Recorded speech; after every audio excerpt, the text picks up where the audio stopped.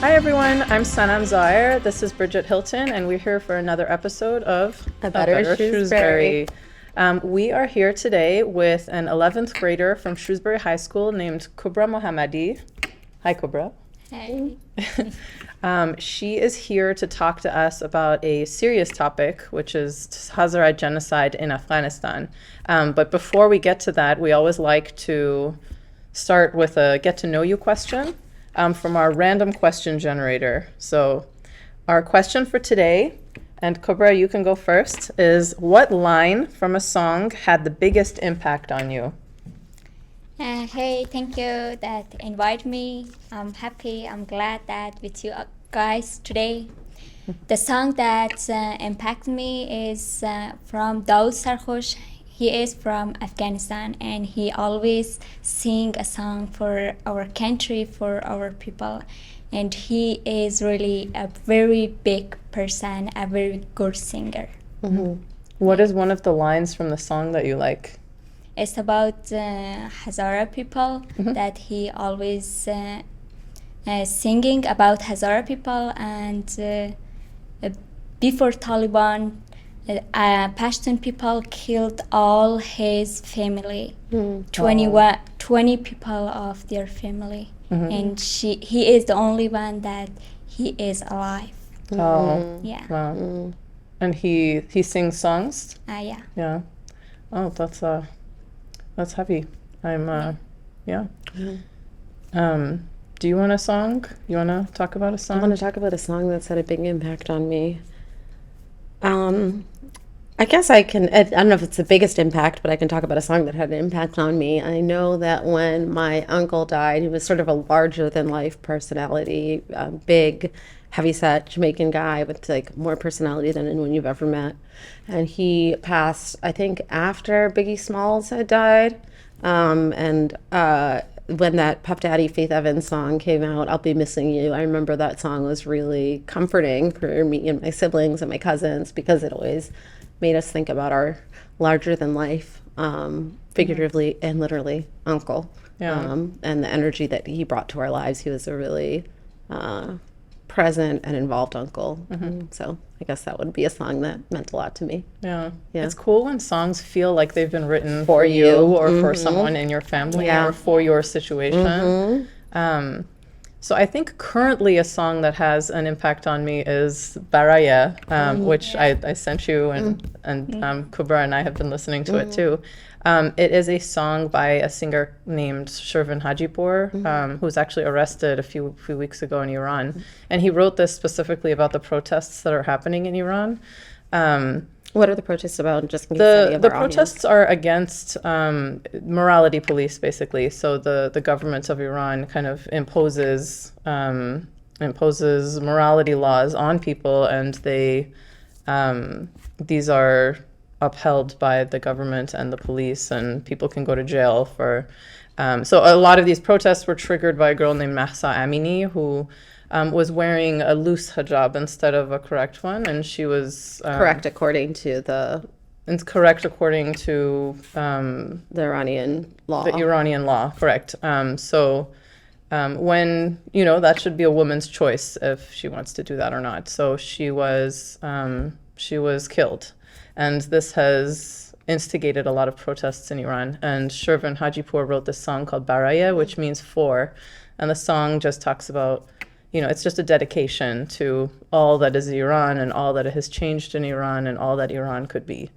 So that's a song that has impacted me. And it's really been a rallying cry. I mean, they arrested 15,000 protesters, and this has been a really significant upheaval there. So that's awesome. All of these Beautiful song. examples really show how music can be a strong form of protest. Yeah. And what's the word for again? Because it's very poetic. Baroya. Baroya. Yeah, that's really beautiful. It is, The song itself is really beautiful. If anyone is watching, wants to look it up, it's Baraye. It's a really beautiful song, and Coldplay actually sang it at one of their concerts. Oh, how nice! Yeah, they invited a in singer English to or come. okay. No, she sang it in Farsi. Okay, so but they had someone come. They did. They played the video with the got translations. it. It was really nice. That is very nice. So yeah, why don't we dive right in and talk about so maybe we can start with how did you get here? What is your story? Where are you from and how did you get here? I'm from Afghanistan. I studied there until 11th grade. Last year, when Taliban took over Afghanistan, I moved to the United States. And why was that really important to you, especially to come here as a young woman growing up in Afghanistan? Because of my education. That education is so important for me. School and university. Because that I moved to here. And you're Hazara, was that right? Yeah. So can you explain what that is to our audience? After massacre that Abdurrahman Khan did, Hazara people are the third large ethnic group in Afghanistan. Abdurrahman Khan killed 62% of Hazara people, and million of Hazara people immigrated to different countries, and more than thousands Hazara people were enslaved and sold them to different countries. Okay. Yeah. So today, our Hazara people are still a persecuted people. Yeah. During time of Abdurrahman, they started Hazara Genocide, and it continues still this day in systematic way. When we are in protest, they kill us. Like in protest by the name of Junbish Roshnai, they did explosion. 83 people were killed, more than 300 people were injured. When was this? It was like 4 years ago, and they did explosion in schools, in courses that 2 weeks ago they did again. In Maw'ud course that they did, 73 people were killed, more than 100 people were injured. That I lost my friend by the name of Ataullah, and he died with his twin sister. That both of them were killed. And in other school by the name of Sayyid al-Shahada, more than 100 girls were killed and 240 girls were injured. And in other school by the name of Abdurrahim Shahid, 126 people were killed, more than 100 people were injured. In Kausar Danish, that I was there too, that 43 people were killed, including my best friend Malaka, that she died in the explosion. And other protests that they did explosion, I lost two of my best friends by the name of Frishta and Fatima. And they still do it. That last week they did explosion in Kaj, and 55 girls were killed, more than 110 girls were injured. Wow. And these are mostly Hazara girls, right? Yeah, exactly. They wanted to kill Hazara people because of their ethnic group that they live in Afghanistan, or because of their religion, that they said you are Shia, you are not Sunni, because they always killed Hazara people. First time when Taliban took over Afghanistan, they killed a lot of Hazara people, especially in Mazar Sharif. 2,000 people were killed by the Taliban, and other cities too, maybe 1,500, something like that, they killed. Wow. Wow. So first I want to say that we remember your friends that you lost during this horrible political upheaval that's going on in Afghanistan. You're such a young, bright, promising young woman, and I assume that your friends would have been just as bright and promising as you are. So we want to acknowledge them and remember them, and all the other young women and people who did lose their lives during this. Now, I know you said that genocide started years ago. Is it something that has been going on for centuries, or are we talking more recently that this is something that started, the persecution of the Hazara people? Hazara people is just a group. They want just basic right, that's education. And they killed us just because of we are just Hazara people, and they say that you are not belong to Afghanistan. But it's incorrect, because we belong there when Abdurrahman Khan came Afghanistan, and they were in he was a king, and he killed a lot of people, and said that they own a lot of like houses or other things of Hazara people, and killed them because Hazara people were in governor of Afghanistan. Okay. And that was, when was Abdul Rahman Khan in power? He was like 200 years ago. Okay. Okay, And so it's been he going on for started hundreds of or years. began, and it still continues. And they kill us. Do the Hazara people live in mostly the same areas, or they're all over the country? They are mostly all over the country, that they especially live in Bamiyan, by the name of Bamiyan, Daikundi, Ghazni, and west of Kabul. But they, in general, they are in all area in Afghanistan, all the cities. Okay. Yes. So your family remains in Afghanistan. And are you in touch with them? And how do they feel about your moving to the States and being away from them? Yeah, my family are in Afghanistan. That my mom and my dad are uneducated, because when first time Taliban attacked Afghanistan, they couldn't go to school or university because they were Hazara, and my mom was a woman, that they cannot go to school or university. And still my own sister, that they are just 13 and 15 years old, are not able to go to school. They are at home. And last week Taliban announced that women cannot go to the parks, or they cannot go to outside without a male chaperone. It's been a difficult time because the Taliban made a lot of promises when Yeah, the United exactly. States government decided that they were going to rather hastily pull out of Afghanistan.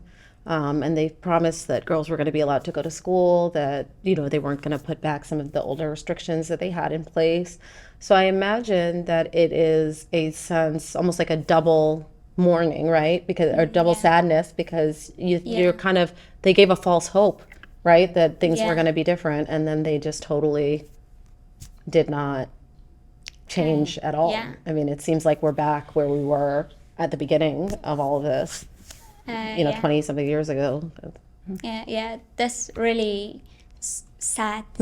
First day when they took Afghanistan, I was in library, that my mom called me, Taliban took our Afghanistan. I was really sad, because when I thought of what they did, and first time they killed our leader by the name of Mazari, and they did a lot of explosion or killed a lot of people. I was really sad. I just thought that I never maybe gave up, because my mom gave up, or my dad, because they were Hazara.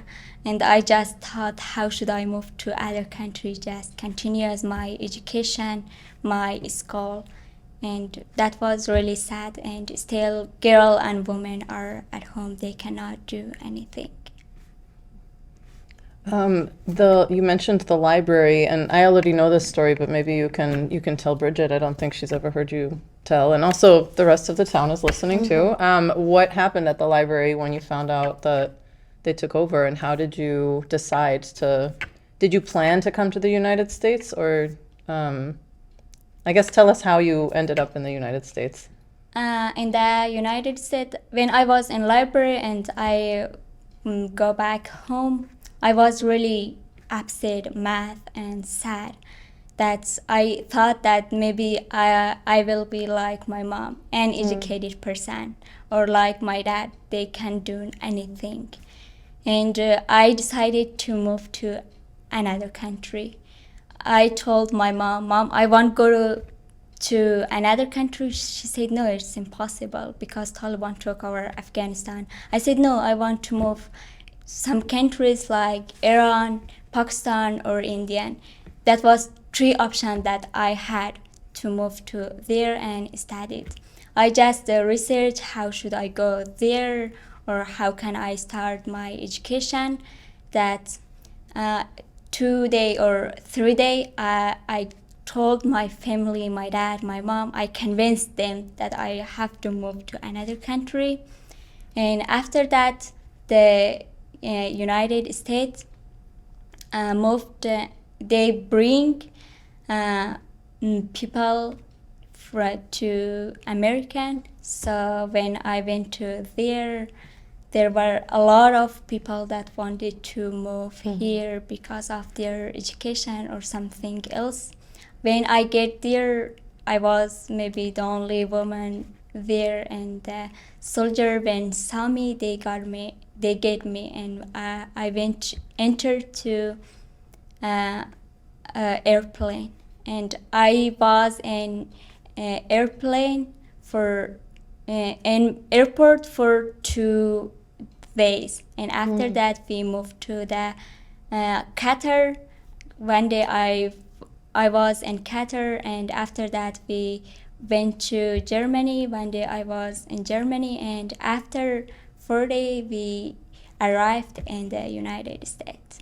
That must have been a very moment of relief for you to finally touch down in the United States. Had you ever been on an airplane before?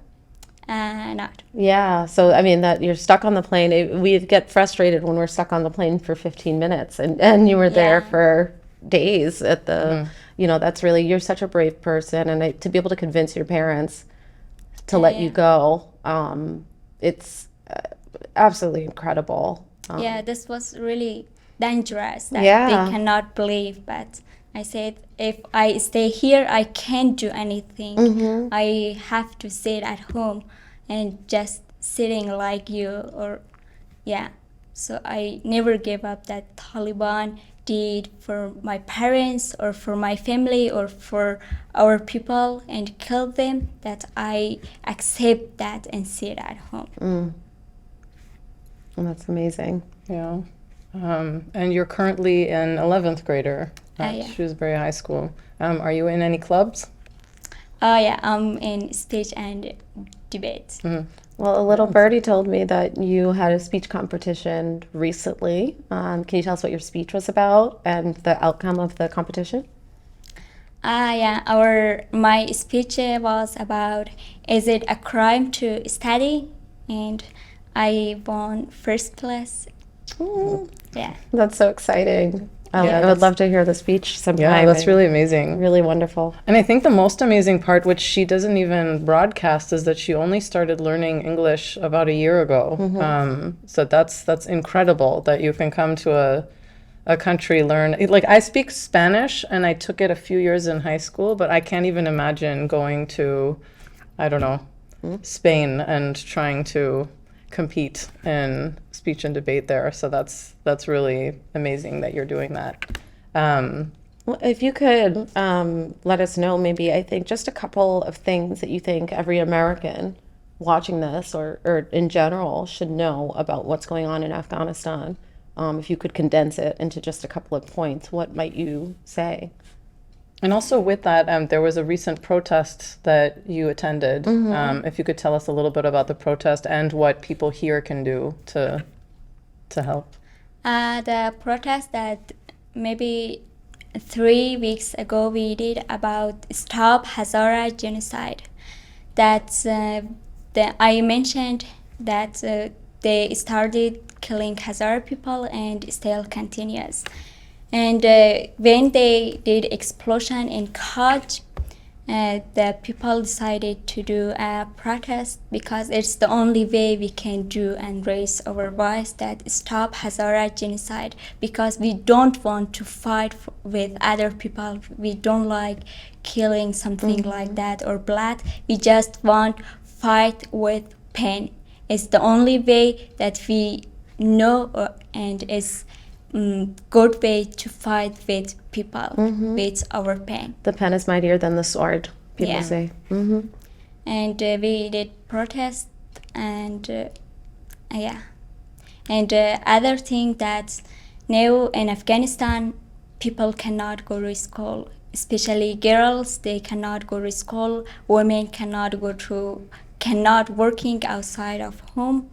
So when in here we are very fortunate to say that our girl have access to education, but there are many girls around the world, especially in Afghanistan, cannot say the same. And in here we are really safe in our classes every day or every time. We are not fear that we lost our life, but there are a lot of girls around the world who cannot say the same, especially in Afghanistan that 2 weeks ago they did explosion.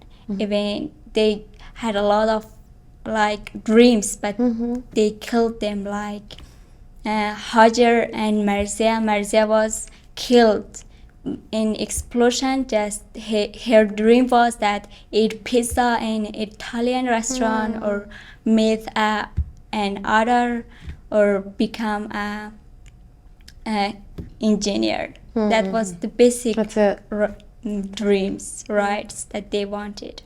Yeah. Well, I think you come with them, you know, all these girls that have been lost. You are their dream, you're their hope, to be here getting the education and being such a dedicated student and really trying to better yourself and your family through your efforts. So I think, you know, I want to commend you, I guess, for carrying that banner for them and using your pen and your voice the way that you have to kind of uplift the cause. So, I mean, I think what I hear you saying, and correct me if I'm wrong, is that as Americans, we should be grateful for the ease of access that we have to education, because it's something that we should not take for granted. And I also hear you saying that peace is extremely important, safety and comfort day to day, and that we should likewise not take that for granted.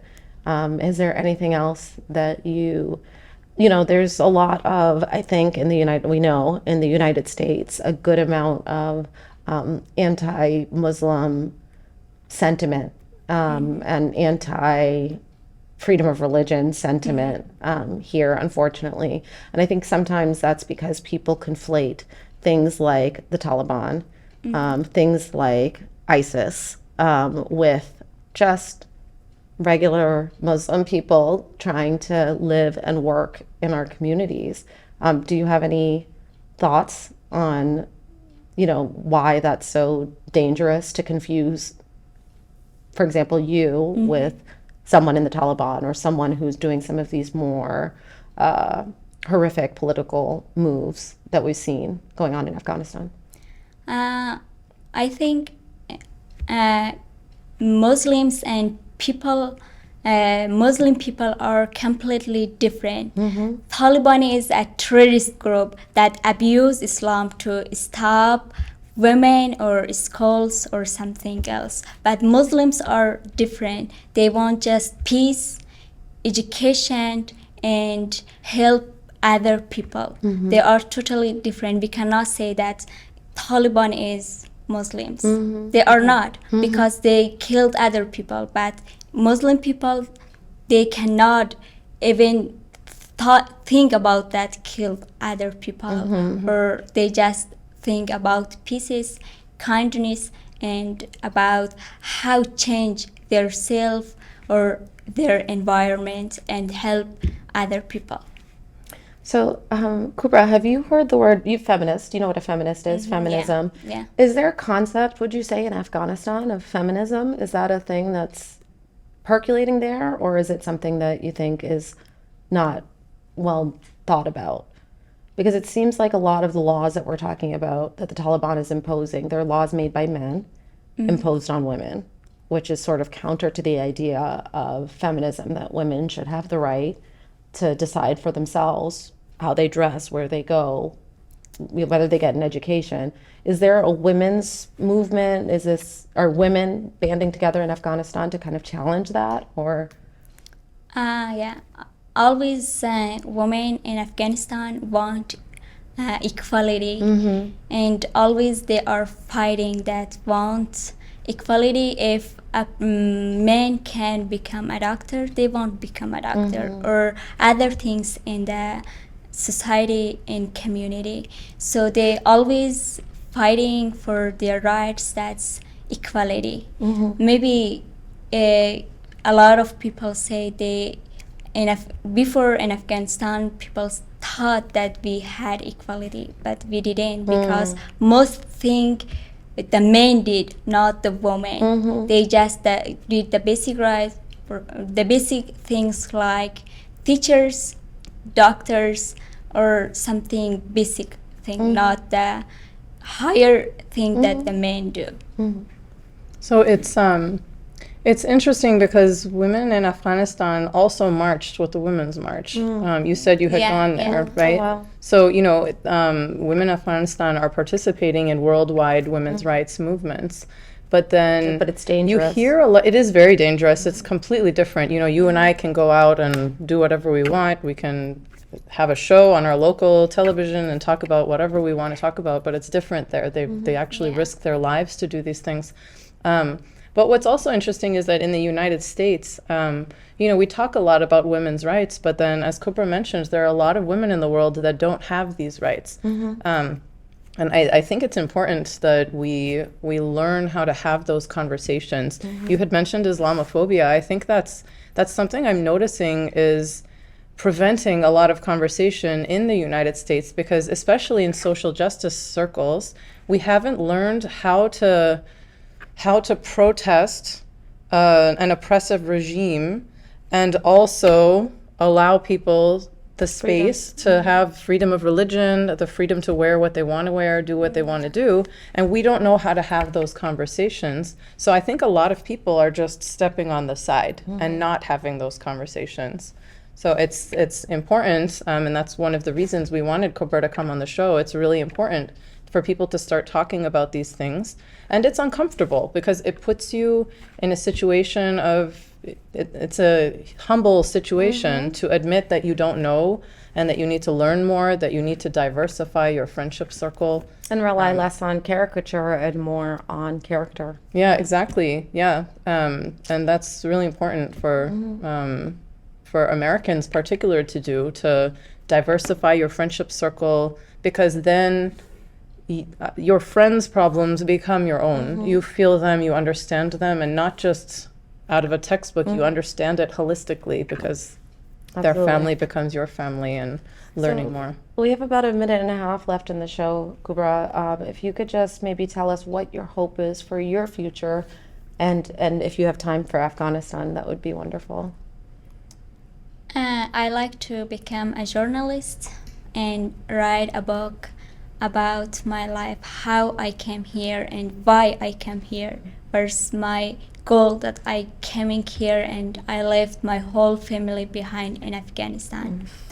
And I help the girls and women who cannot use their own voice, and help them in the future they can use their basic rights, that's education, and they can access to education, knowledge, school, university that they wanted really.